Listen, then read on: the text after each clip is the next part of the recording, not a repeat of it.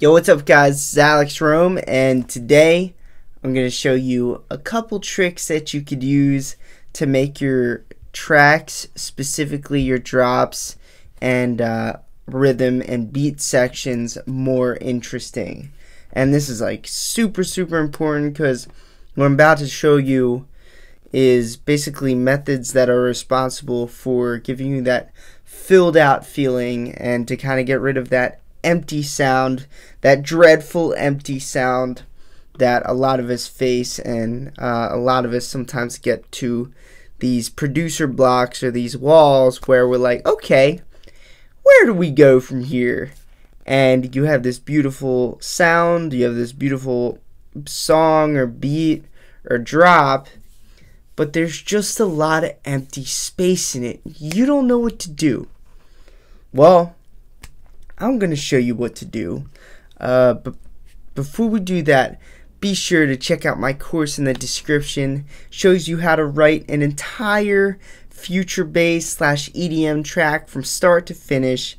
No steps skipped throughout the mixing and the mastering and the entire songwriting process. And we got the sounds of the future too, available at alexrumsound.com. So now that I got that out of the way, let's get into the drop, boys. By the way, you guys are killing it in the comment sections lately. You guys are killing it in the comments. I love seeing what you guys say. Alright, so this little beat I have here, I dug up from last year. Never did anything with it, but I really like it, so I'm considering, letting it hit the air. Here's what it sounds like.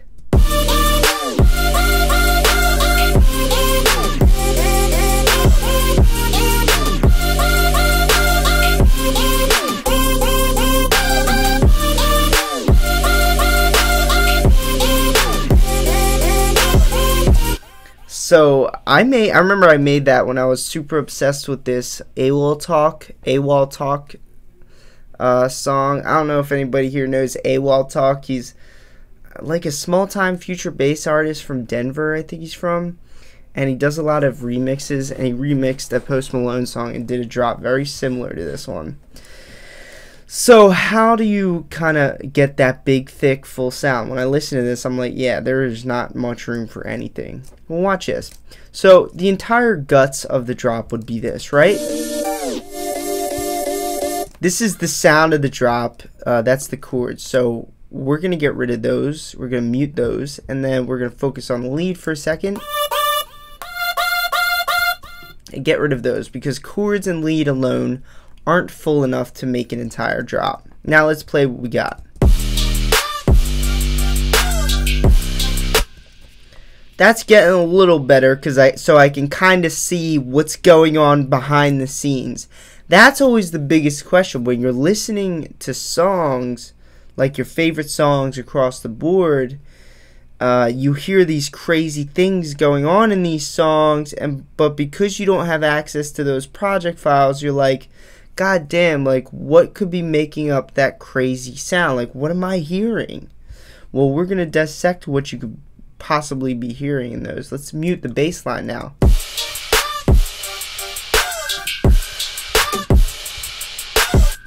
Now listen to everything going on.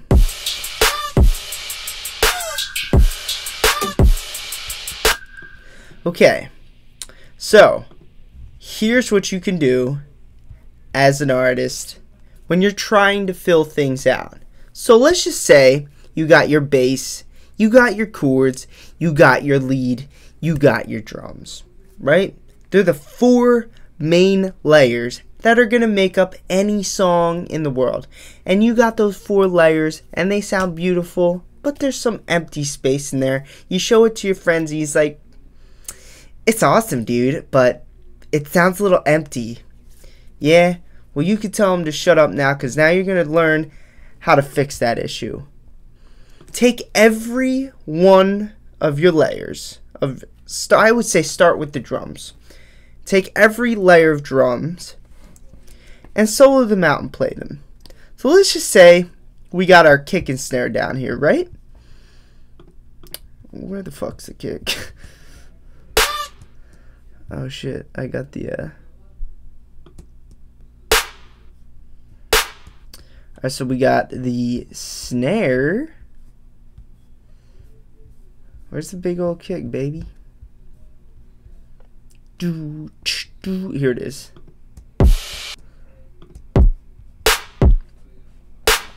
Right here. So you got your kick and snare. Now, what you have to do is you gotta focus in on some of those snares.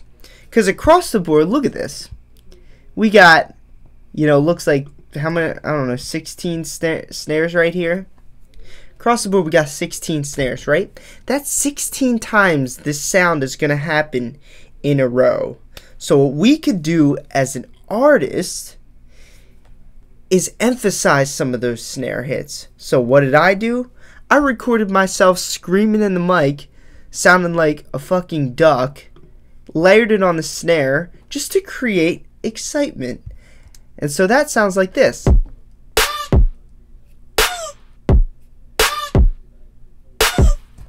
Isn't that crazy? Now these are quiet sounds. They're not bigger than the snare, but they add life to the snare. And I was listening really closely to one of those big, nice, popular trap songs that, you know, a lot of people liked or reposted on SoundCloud. I was like, there's a reason this stuff is like viewed as good. It's because it's very, very big and exciting, and there's a lot going on. So I was like, okay, well, we can layer every snare, but there's also kicks that we can do something to too, right? And the answer is yeah. So now that we got our snare out of the way, we got the snare exciting. How exciting can we make the kick? This kick, looking at it now, I could probably do better than this, but kick sounds like this, which is a nice thick kick, one of those WA Productions kicks from splice.com. And I layered the kick with this. This you actually can't hear when all the layers are going, but you kind of hear it. And it adds emphasis on every time the kick hits. So we got the kick that's layered with something specific, and we got the snare that's layered with something specific. Let's play these two rocket powers alone and see how big they sound.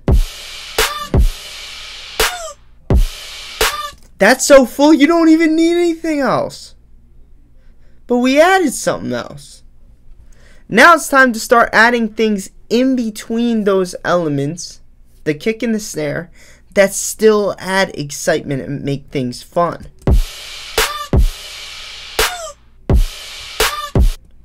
So I got this thing.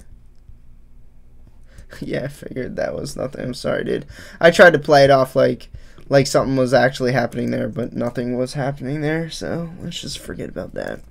Anyway, that was like a muted signal that I don't know what the hell was doing.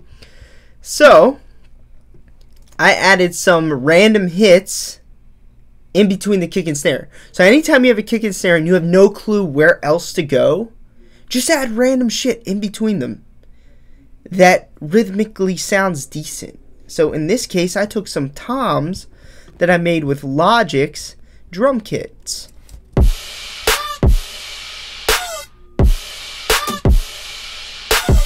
Look at that. I layered the snare with this weird sound right here. Watch.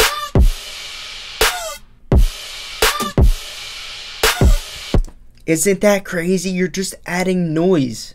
Literally, that's it. Like, this fucking song is a noisemaker. So now we have some extra toms right here, and then we have this noisemaker on top of every other snare. Right? Layers on layers, baby. And none of these layers are actually taking away from the kick and the snare, which I can still hear out front of everything. I forgot I muted all the important layers. Anyway, so now another thing that I noticed that I actually have not done in a while, but I'm gonna start doing because this is absolutely insane. So this was like a learning process for me too, opening up this project. But check this out. Listen to these hi-hats.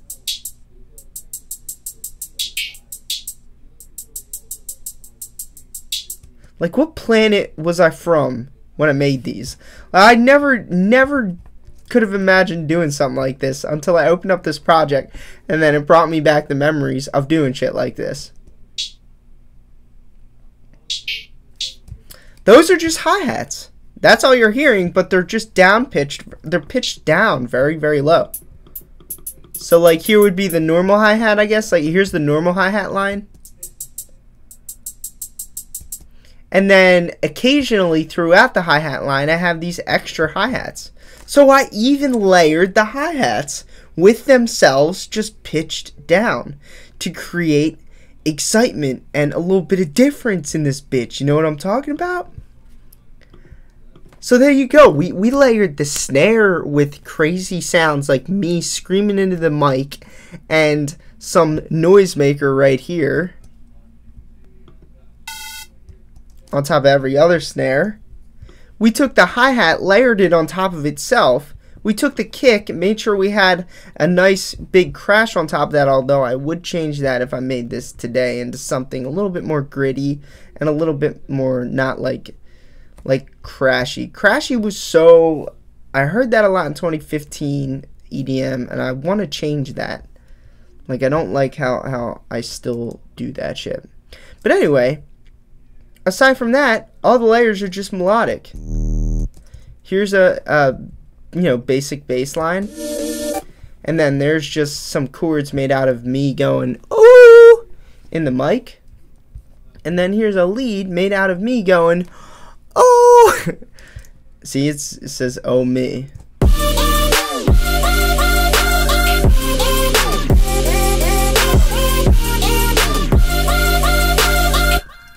And just like that, guys, you're going to get a full sound by throwing in those little tricks to kind of make everything more interesting, like that much more interesting. There you go, guys. Hope you enjoyed this video. Give me a thumbs up if you did. Subscribe for more, and make sure you click that little bell for the notifications so you get notified every time that I make an awesome video that teaches you so much about music production and every part of music production. Comment your thoughts in the comment section below. I really appreciate that too. And don't forget, go to elektronsound.com to check out my lessons, sample packs, courses, and much more. Check all that stuff out, guys. I love you. Peace out.